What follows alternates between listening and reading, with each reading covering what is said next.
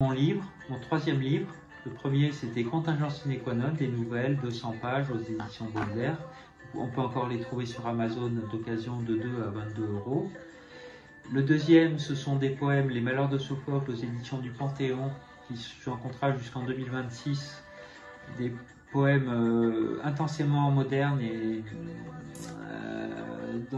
qui ont trait au pouvoir de l'argent, puisque Sophocle aurait dit au IIe siècle avant Jésus-Christ « L'argent a fléau des humains », ce qui fait réfléchir parce que c'était 200 ans avant JC. Et celui-ci, paru en 2025, un roman de 92 pages moderne, dont l'action se situe à Paris principalement. Deux jeunes prolétaires, il y a un peu d'amour, un désir d'enfant, un ticket de loto, des disputes, quelques disputes rares, des recettes de cuisine, l'absurdité joyeuse d'être en vie, enfin tout ça figure sur la 4e de couverture. Et étant donné que ce livre est disponible sur les sites numériques, sur les plateformes numériques, par exemple, pour ne pas la nommer la plus grande, et ainsi que sur Fnac.com ou bien encore certaines librairies, dans quasiment toutes les librairies, je crois que ce livre peut être commandé. Et il a été édité au Lys Bleu, qui sont une édition professionnelle et une vraie maison d'édition à compte d'éditeur. C'est-à-dire que je n'ai payé aucun frais pour publier ce livre. Il a été accepté en tant que livre d'une qualité suffisante, je dois dire, sans fausse modestie. Et il est également disponible en e-book, donc en livre numérique à 7,90 € ou 99 €, je ne sais plus, un peu moins de 8 € en arrondissant. Il s'intitule Leishmanios ou la fabrique d'oxygène. Et je vais vous lire donc le début du premier chapitre ainsi que une note de l'auteur et les deux citations qui précèdent le premier chapitre. Et je vais m'allumer une petite cigarette qui n'en est pas une. Alors, ce n'est ni du tabac ni du cannabis.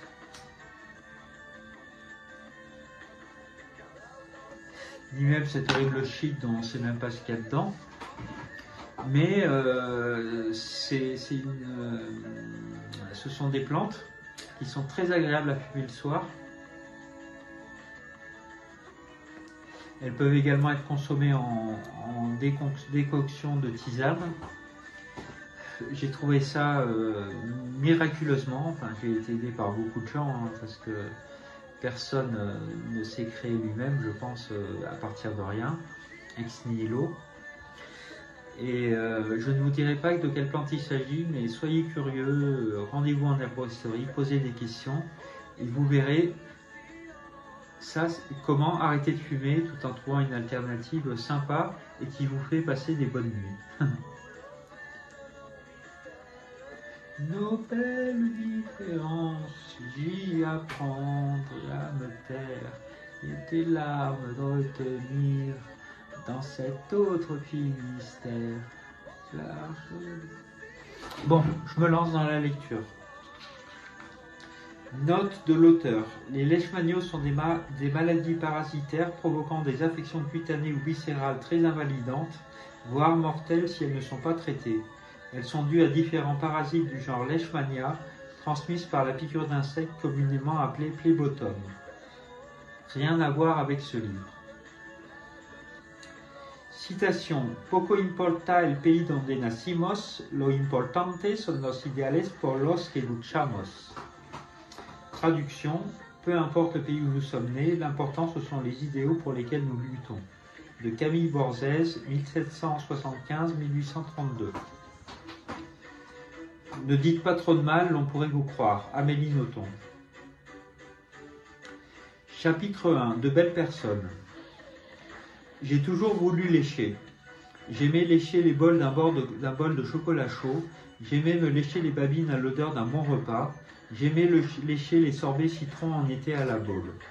Quand j'étais enfant, je suçais mon pouce. Parfois, je me faisais un suçon sur l'avant-bras ou sur l'épaule. Il m'est arrivé de venir lécher la truffe d'un chien enfant pour jouer. Quant à ma copine, je lui mordillais doucement parfois l'oreille, où nous jouions à faire se rencontrer nos nez. Ma copine est assez joueuse. Paradoxalement, pour un gars comme moi qui n'aime pas les footeux, ma copine adore le foot. Elle connaît toutes les équipes. Elle regarde tous les matchs tant qu'elle peut. Elle dit que les garçons qui n'aiment pas le foot, ce sont des ringards. Le foot, selon elle, est un sport moderne. Elle préfère néanmoins la danse classique, loisir qu'elle poursuit depuis 8 années. Elle n'est pas professionnelle, mais elle sait faire le grand écart. Quand on s'embrasse, sa langue vient caresser la mienne avec dextérité et lui apporter une myriade de sensations. Ma copine a un autre loisir, la psychologie positive. Elle adore.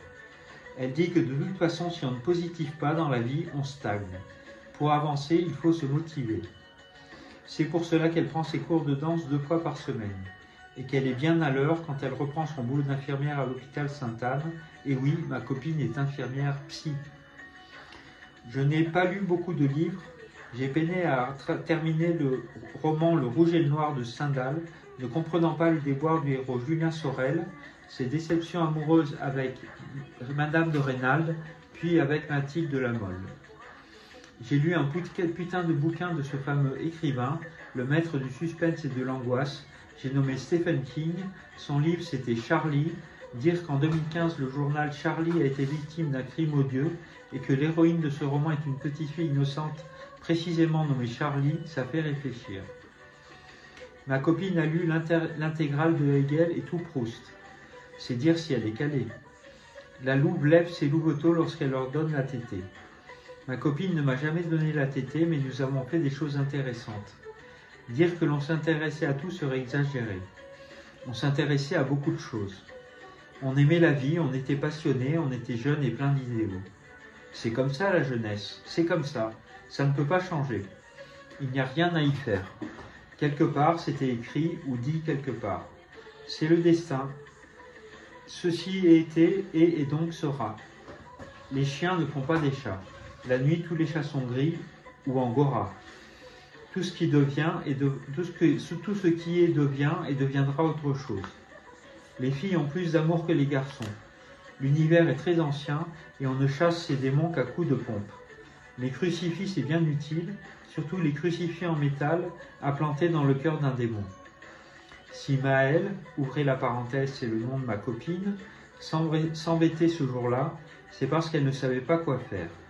Ainsi qu'elle s'ennuierait et ne compterait pas ses heures. L'autre, c'était Marcel, entre parenthèses, votre hôte, qui essaierait de ne pas la réveiller et de faire la vaisselle pendant ce temps. Après avoir bien lavé à l'eau courante toute la vaisselle, l'avoir passée sur le range-vaisselle et essuyée avec un torchon sec et propre, votre hôte était mis la haute aspirante. Il tenait Maëlle en haute estime. Que n'avait-elle pas fait pour lui? Tout ou presque. Elle l'avait encouragé, pouponné, engueulé, calmé, apaisé, rassuré, questionné. Elle lui faisait des sourires pour qu'il n'ait plus le cœur gros, et qu'il se mette à aimer le football, bonté divine. Elle était d'une présence rassurante. Elle était une irremplaçable alliée. Peut-être un jour ils se marieraient, mais pour l'instant il n'en était pas question, ils étaient encore jeunes, et on a bien toute la vie devant soi quand on est jeune, n'est-ce pas? Le père de Maëlle était dentiste à la retraite. Mon père à moi était pompiste, mais il était mort. Lui, René, le père de Maëlle, venait à l'appartement de temps en temps. Il ne restait pas longtemps, juste le temps de venir s'informer, de savoir comment se portait la petite famille. La mère de Maëlle s'appelait Thérèse. Elle était péricultrice à la retraite et elle était épanouie. Elle était toujours d'un bon conseil. Maëlle et moi n'avions pas d'enfants, mais Maëlle avait un frère plus âgé d'elle, de 4 ans, qui avait eu avec sa compagne 2 enfants et une fille. Ce frère Simon, le fils de Thérèse donc, exerçait le métier de menuisier et il avait construit de ses mains déjà de nombreux petits meubles, armoires style Louis XVIII, secrétaire, buffet, horloge en bois, table, chaise, petits objets décoratifs en modèle réduit. Aucun de ses clients ne s'était jamais plaint de son travail. Lui, il aimait le football. Il avait beaucoup pratiqué jusqu'à 20 ans, puis il s'était rangé et avait décidé d'un jour d'aller assister à une finale de Coupe du Monde de football. Nous étions en décembre 2019, le 10 très exactement.